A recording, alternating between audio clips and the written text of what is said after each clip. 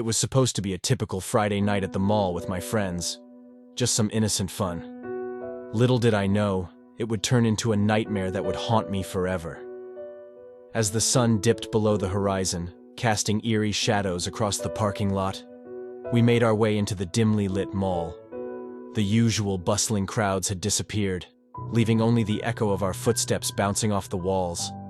It felt like we were the only souls in the entire building. At first, we laughed and joked as we browsed through the stores, but as we ventured deeper into the labyrinth of shops, a sense of unease crept over us. The lights flickered overhead, casting strange shadows that seemed to dance and twist with a life of their own. We decided to split up to cover more ground, promising to meet back at the food court in an hour.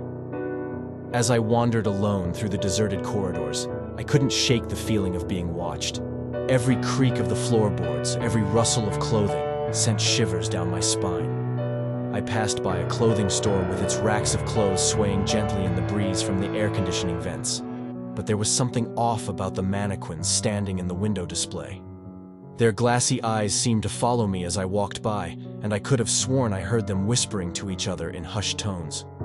I quickened my pace, eager to escape the oppressive atmosphere of the mall. But as I turned a corner, I came face to face with a dead end. Panic began to rise in my chest as I frantically searched for an exit, but every door I tried was locked tight.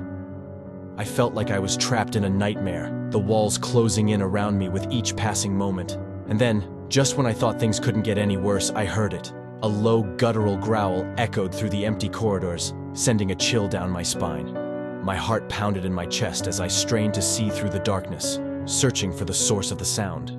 And then I saw it. A pair of glowing eyes staring back at me from the shadows. They moved closer, slinking through the darkness like a predator stalking its prey. I turned and ran, my footsteps echoing off the walls as I sprinted through the maze-like corridors.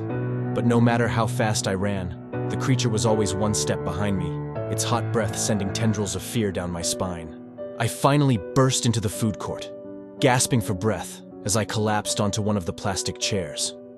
My friends were already there, their faces pale with fear as they recounted their own encounters with the unknown. But before we could catch our breath, the lights flickered and died, plunging us into darkness. And then, in the pitch-black silence, we heard it. A chorus of growls and snarls echoing through the mall.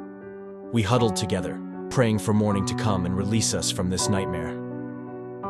But as the first light of dawn crept through the windows, we realized the truth. We were not alone in the mall. The creatures that stalked us through the night were not of this world, and they had no intention of letting us leave alive. As we huddled together, surrounded by darkness and death, I realized that our night at the mall would be one that we would never forget. A night gone horribly wrong, with a twist that none of us could have ever imagined.